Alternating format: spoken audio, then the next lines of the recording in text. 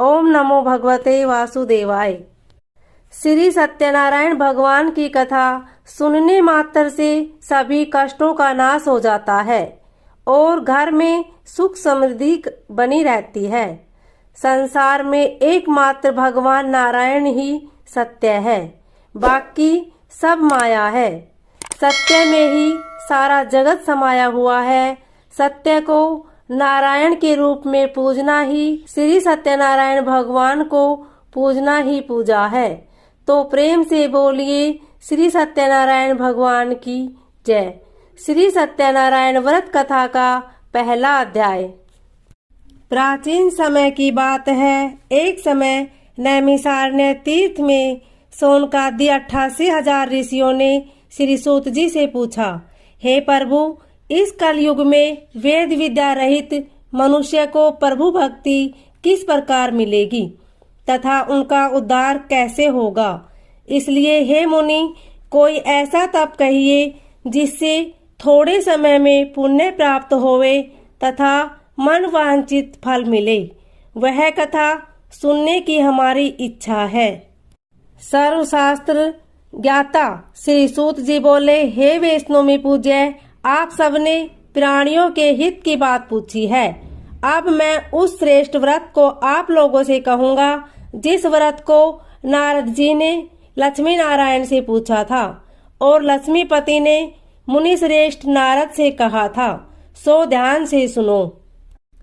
एक समय योगीराज नारद जी दूसरों के हित की इच्छा से अनेक लोकों में घूमते हुए मृत्युलोक में आ पहुँचे।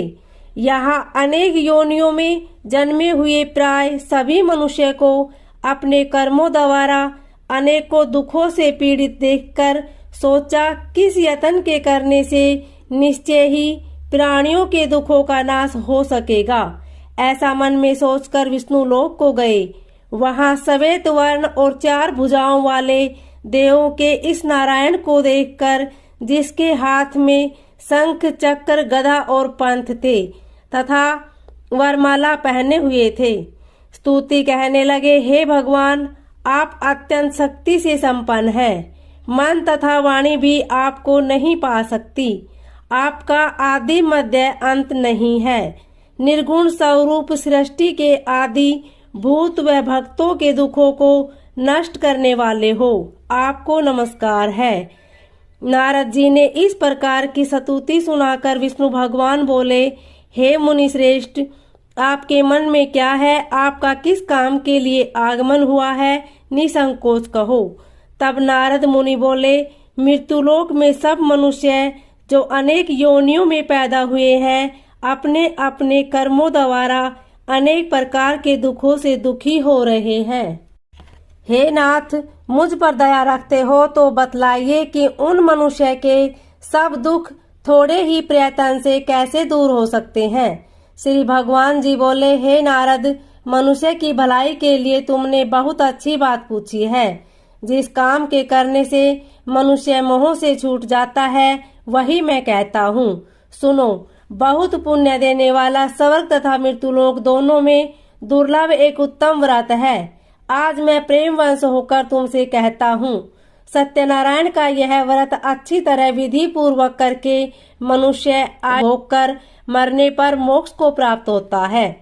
श्री भगवान के वचन सुनकर नारद मुनि बोले कि उस व्रत का क्या फल है, क्या विधान है और किसने यह व्रत किया और किस दिन यह व्रत करना चाहिए, विस्तार से कहिए।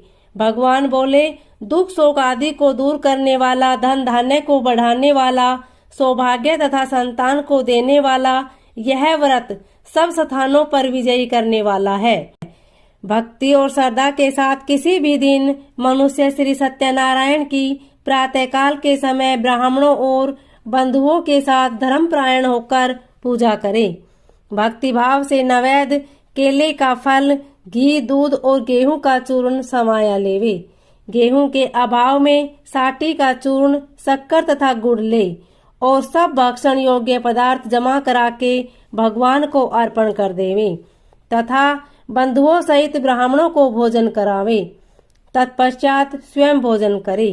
नित्य गीत आदि का आचरण कर सत्यनारायण भगवान का स्मरण करते हुए समय व्यतीत करे। इस तरह व्रत करने पर मनुष्य की इच्छा पूरी होती है, निश्चय ही पूरी होती है। विशेषकर कली काल में भूमि पर यही मोक्ष का सरल उपाय है। बोलिए श्री सत्यनारायण भगवान की जय। दूसरा अध्याय। सूत जी बोले, हे ऋषियों, जिसने पहले समय में इस व्रत को किया उसका इतिहास कहता हूँ, ध्यान से सुनो। सुंदर काशीपुरी नगरी में एक अत्यंत निर्धन ब्राह्मण रहता था। वह भूख और प्यास से बेचैन हुआ नित्य पृथ्वी पर घूमता था। ब्राह्मणों से प्रेम करने वाले भगवान ने ब्राह्मण को दुखी देखकर बूढ़े ब्राह्मण का रूप धर उसके पास जा आदर के साथ पूछा, हे विप्र, नित्य दुखी हुआ पृथ्वी पर क्यों घूमता है? हे श्रेष्ठ ब्राह्मण, यह सब मुझसे कहो, मैं सुनना चाहता हूँ। ब्राह्मण बोला, मैं निर्धन ब्राह्मण हूँ, भिक्षा के लिए पृथ्वी पर फिरता हूँ। हे भगवान, यदि आप इसका कोई उपाय जानते हो तो कृपा कर कहो। वृद्ध ब्राह्मण बोला कि सत्यनारायण भगवान मनवांछित फल देने वाले हैं, इसलिए हे ब्राह्मण, तू उनका पूजन कर, जिसके करने से मनुष्य सब दुखों से मुक्त होता है। ब्राह्मण को व्रत का सारा विधान बतलाकर बूढ़े ब्राह्मण का रूप धारण करने वाले सत्यनारायण भगवान अंतर्ध्यान हो गए। जिस व्रत को वृद्ध ब्राह्मण ने बतलाया है, मैं उसको करूँगा, यह निश्चय करने पर उसे रात में नींद भी नहीं आई। वह सवेरे उठ सत्यनारायण के व्रत का निश्चय कर भिक्षा के लिए चला। उसको भिक्षा में बहुत धन मिला, जिससे बंधु बांधवों के साथ उसने सत्यनारायण का व्रत किया। इसके करने से वह ब्राह्मण सब दुखों से छूटकर अनेक प्रकार की संपत्तियों से युक्त हुआ। उस समय से वह ब्राह्मण हर मास व्रत करने लगा। इस तरह सत्यनारायण भगवान के व्रत को जो करेगा वह मनुष्य सब दुखों से छूट जाएगा।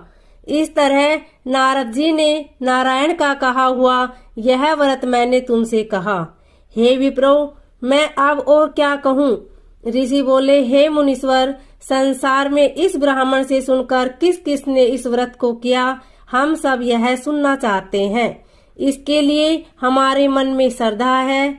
सूत जी बोले, हे मुनियों, जिसने इस व्रत को किया है वह सब सुनो। एक समय एक ब्राह्मण धन और ऐश्वर्य के अनुसार बंधु बांधवों के साथ व्रत करने को तैयार हुआ। उसी समय एक लकड़ी बेचने वाला बूढ़ा आदमी आया और बाहर लकड़ियों को रखकर ब्राह्मण के मकान में गया। प्यास से दुखी लकड़हारा उनको व्रत करते देखकर ब्राह्मण को नमस्कार कर कहने लगा कि आप यह क्या कर रहे हैं? इसके करने से क्या फल मिलता है? कृपा करके मुझसे कहो। ब्राह्मण ने कहा, सब मनोकामनाओं को पूरा करने वाला यह सत्यनारायण भगवान का व्रत है। इसकी ही कृपा से मेरे यहाँ धन धान्य आदि की वृद्धि हुई है। ब्राह्मण से इस व्रत के बारे में जानकर लकड़हारा बहुत प्रसन्न हुआ। चरणामृत ले और प्रसाद खाने के बाद अपने घर को गया। लकड़हारे ने अपने मन में इस प्रकार संकल्प किया कि आज नगर में लकड़ी बेचने से जो धन मिलेगा उसी से सत्यनारायण देव का उत्तम व्रत करूंगा। यह मन में विचार कर बूढ़ा आदमी लकड़ियां अपने सिर पर रखकर जिस नगर में धनवान लोग रहते थे वह ऐसे सुंदर नगर में गया। उस रोज वहां उसे उन लकड़ियों का दाम पहले दिनों से चौगुना मिला। तब वह बूढ़ा लकड़हारा दाम ले और अति प्रसन्न होकर पक्के केले की पूली, शक्कर, घी, दूध, दही और गेहूं का आटा इत्यादि सत्यनारायण भगवान के व्रत की कुल सामग्रियों को लेकर अपने घर गया। फिर उसने अपने भाइयों को बुलाकर विधि के साथ भगवान जी का पूजन और व्रत किया। उस व्रत के प्रभाव से वह बूढ़ा लकड़हारा धन पुत्र आदि से युक्त हुआ और संसार के समस्त सुख भोग कर वैकुंठ को चला गया। बोलिए श्री सत्यनारायण भगवान की जय। तीसरा अध्याय। सूत जी बोले, हे श्रेष्ठ मुनियों, अब आगे की कथा कहता हूँ, सुनो। पहले समय में उल्कामुख नाम का एक बुद्धिमान राजा था। वह सत्यवक्ता और जितेंद्रिय था। प्रतिदिन देवस्थानों पर जाता तथा गरीबों को धन देकर उनके कष्ट दूर करता था। उसकी पत्नी कमल के समान मुख वाली और सती साध्वी थी। भद्रशिला नदी के तट पर उन दोनों ने श्री सत्यनारायण का व्रत किया। उस समय से वहां एक साधु वैश्य आया। उसके पास व्यापार के लिए बहुत सा धन था। वह नाव को किनारे पर ठहराकर राजा के पास आ गया और राजा को व्रत करते हुए देखकर विनय के साथ पूछने लगा, हे राजन, भक्ति युक्त चित्त से आप यह क्या कर रहे हैं? मेरी सुनने की इच्छा है, सो आप मुझे बताइए। तब राजा बोला, हे साधु, अपने बांधुओं के साथ पुत्र आदि की प्राप्ति के लिए यह महाशक्तिवान सत्यनारायण भगवान का व्रत व पूजन किया जा रहा है। राजा के वचन सुनकर साधु आदर से बोला, हे राजन, मुझसे इसका सब विधान कहो। मैं भी आपके कथानुसार इस व्रत को करूंगा। मेरे भी कोई संतान नहीं है और इससे निश्चय ही होगी। राजा से सब विधान सुन व्यापार से निर्वृत्त हो वह आनंद के साथ घर गया। साधु ने अपनी स्त्री से संतान देने वाले उस व्रत का समाचार सुनाया और कहा कि जब मेरी संतान होगी तब मैं इस व्रत को करूंगा। साधु ने ऐसे वचन अपनी स्त्री लीलावती से कहे। एक दिन उसकी स्त्री लीलावती पति के साथ आनंदित हो सांसारिक धर्म से प्रवृत्त होकर सत्यनारायण भगवान की कृपा से गर्भवती हो गई तथा 10वें महीने में उसके एक सुंदर कन्या का जन्म हुआ। दिनों दिन वह इस तरह बढ़ने लगी जैसे शुक्ल पक्ष का चंद्रमा बढ़ता है। कन्या का नाम कलावती रखा गया। तब लीलावती ने मीठे शब्दों में अपने पति से कहा कि जो आपने संकल्प किया था कि भगवान का व्रत कर। साधु बोला, हे प्रिय, इसके विवाह पर करूंगा। इस प्रकार अपनी पत्नी को आश्वासन दे वह नगर को गया। कलावती पितृगृह में वृद्धि को प्राप्त हो गई। साधु ने जब नगर में सखियों के साथ अपनी पुत्री को देखा तो तुरंत दूत बुलाकर कहा कि पुत्री के वास्ते को सुयोग्य वर देख कर लाओ। साधु की आज्ञा पाकर दूत कंचन नगर पहुंचा और वहां पर बड़ी खोज कर देखभाल कर लड़के के लिए सुयोग्य वणिक पुत्र को ले आया। उस सुयोग्य लड़के को देखकर साधु ने अपने बंधु बांधवों सहित प्रसन्नचित्त अपनी पुत्री का विवाह उसके साथ कर दिया। किंतु दुर्भाग्य से विवाह के समय भी उस व्रत को करना भूल गया। तब श्री भगवान क्रोधित हो गए और श्राप दिया कि तुम्हें दारुण दुख प्राप्त होगा। अपने कार्य में कुशल साधु बनिया जामाता सहित समुद्र के समीप स्थित रतनपुर नगर में गया और वहां दोनों ससुर जमाई चंद्रकेतु राजा के उस नगर में व्यापार करने लगे। एक रोज भगवान सत्यनारायण की माया से प्रेरित कोई चोर राजा का धन चुराकर भागा जा रहा था।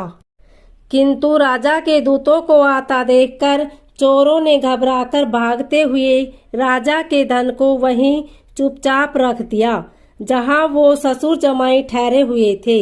जब दूतों ने उस साधु वैश्य के पास राजा के धन को रखा देखा तो दोनों को बांधकर ले गए और प्रसन्नता से दौड़ते हुए राजा के समीप जाकर बोले, यह दो चोर हम पकड़कर लाए हैं, कृपया आज्ञा दे।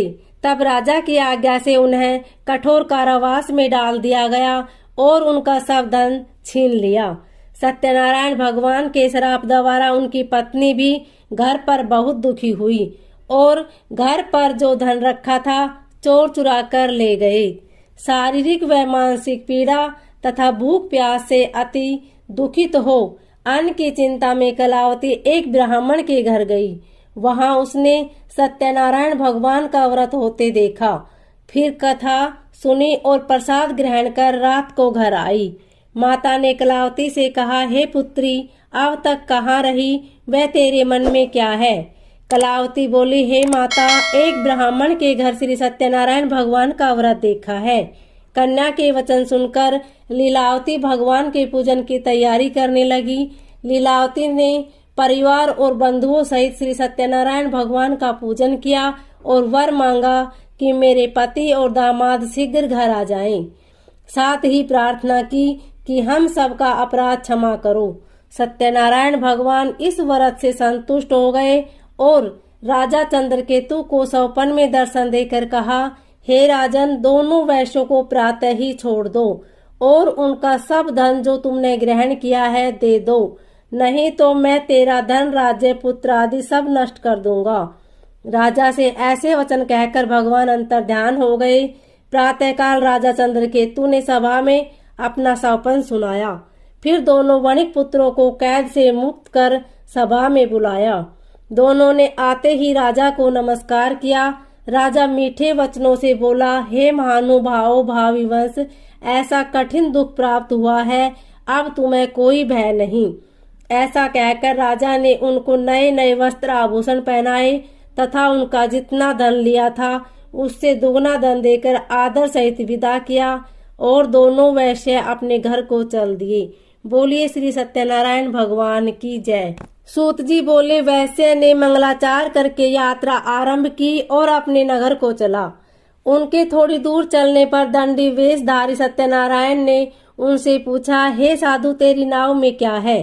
अभिमानी वणिक हंसता हुआ बोला, हे दंडी, आप क्यों पूछते हो? क्या धन लेने की इच्छा है? मेरी नाव में तो बेल और पत्ते भरे हैं। वैश्य का कठोर वचन सुनकर भगवान ने कहा, तुम्हारा वचन सत्य हो। दंडी ऐसा कहकर वहां से दूर चले गए और कुछ दूर जाकर समुद्र के किनारे बैठ गए। दंडी के जाने पर वैश्य ने नित्य क्रिया करने के बाद नाव को ऊंची उठी देखकर अचंभा किया और नाव में बेल पत्ते आदि देखकर मूर्छित हो जमीन पर गिर पड़ा। फिर मूर्छा खुलने पर अत्यंत शोक प्रकट करने लगा। तब उसका दामाद बोला कि आप शोक न करें, यह दंडी का श्राप है, अतः उनकी शरण में चलना चाहिए, तभी हमारी मनोकामना पूरी होगी। दामाद के वचन सुनकर साधु वणिक दंडी के पास पहुंचा और अत्यंत भक्ति भाव से नमस्कार करके बोला, हे भगवान, आपकी माया से मोहित ब्राह्मण आदि भी आपके रूप को नहीं जानते, तब मैं अज्ञानी कैसे जान सकता हूँ? आप प्रसन्न होइए, मैं सामर्थ्य के अनुसार आपकी पूजा करूँगा। मेरी रक्षा करो और पहले के समान नौका में धन भर दो। उसके भक्ति युक्त वचन सुनकर भगवान प्रसन्न हो गए। उसकी इच्छा अनुसार वर देकर अंतर्ध्यान हो गए। तब उन्होंने नाव पर आकर देखा कि नाव धन से परिपूर्ण है। फिर वह सत्यनारायण भगवान का पूजन कर साथियों सहित अपने नगर को, जब अपने नगर के निकट पहुंचा तब दूत को घर भेजा। दूत ने साधु के घर जाकर उसकी स्त्री को नमस्कार कर कहा कि साधु अपने दामाद सहित इस नगर के समीप आ गए हैं। ऐसा वचन सुन साधु की स्त्री ने बड़े हर्ष के साथ सत्यदेव का पूजन कर पुत्री से कहा, मैं अपने पति के दर्शन को जाती हूँ, तू कार्य पूर्ण कर शीघ्र आना। माता के ऐसे वचन सुनकर कलावती प्रसाद छोड़कर पति के पास गई। प्रसाद की अवज्ञा के कारण सत्यदेव ने रुष्ट हो उसके पति को नाव सहित पानी में डुबो दिया। कलावती अपने पति को न देखकर रोती हुई जमीन पर गिर गई। इस तरह नौका को डूबा हुआ तथा कन्या को रोता देख साधु दुखित हो बोला, हे प्रभु, मुझसे या मेरे परिवार से जो भूल हुई है उसे क्षमा करो। उसके दीन वचन सुनकर सत्यदेव प्रसन्न हो गए और आकाशवाणी हुई कि साधु, तेरी कन्या मेरे प्रसाद को छोड़कर आई है, इसलिए इसका पति अदृश्य हुआ है।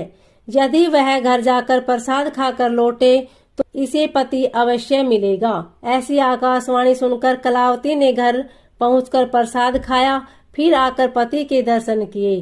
तत्पश्चात साधु ने बंधु बांधु सहित सत्यदेव का विधि पूर्वक पूजन किया। उस दिन से वह प्रत्येक पूर्णिमा को सत्यनारायण भगवान का पूजन एवं कथा करने लगा। फिर इस लोक का सुख भोगकर अंत में स्वर्ग लोक को गया। बोलिए श्री सत्यनारायण भगवान की जय। 5वां अध्याय। सूत जी बोले, हे ऋषियों, मैं और भी कथा कहता हूँ, सुनो। प्रजा पालन में लिंग तुगध्वज नाम का एक राजा था। उसने भी भगवान का प्रसाद त्याग कर बहुत दुख पाया। एक समय वन में जाकर वन्य पशुओं को मारकर बड़ के नीचे आया। वहां उसने ग्वालों को भक्ति भाव से बांधुओं सहित सत्यनारायण जी का पूजन करते देखा। राजा देखकर भी अभिमानवश वहां नहीं गया और ने नमस्कार ही किया। जब ग्वालों ने भगवान का प्रसाद उसके सामने रखा तो वह प्रसाद को त्याग कर अपनी सुंदर नगरी को चला। वहां उसने अपना सब कुछ नष्ट पाया तो वह जान गया कि यह सब भगवान ने किया है। तब वह विश्वास कर ग्वालों के समीप गया और विधि पूर्वक पूजन कर प्रसाद खाया तो सत्यदेव की कृपा से पहले जैसा था वैसा ही हो गया। फिर दीर्घ काल तक सुख भोग कर मरने पर स्वर्गलोक को गया। जो मनुष्य इस परम दुर्लभ व्रत को करेगा भगवान की कृपा से उसे धन धान्य की प्राप्ति होगी तथा सब मनोरथ पूर्ण होकर अंत में वैकुंठ धाम को जाता है। जिन्होंने पहले इस व्रत को किया अब उनके दूसरे जन्म की कथा कहता हूँ। वृद्ध सतानंद ब्राह्मण ने सुदामा का जन्म लेकर मोक्ष को पाया। उल्कामुख नाम का राजा दशरथ होकर वैकुंठ को प्राप्त हुआ। साधु नाम के वैश्य ने मोर ध्वज बनकर अपने पुत्र को आरे से चीरकर मोक्ष को प्राप्त किया। महाराज तुग्धध्वज ने स्वयंभू होकर भगवान से भक्ति कर मोक्ष प्राप्त किया। इति श्री सत्यनारायण व्रत कथाएं संपूर्ण। बोली श्री सत्यनारायण भगवान की जय।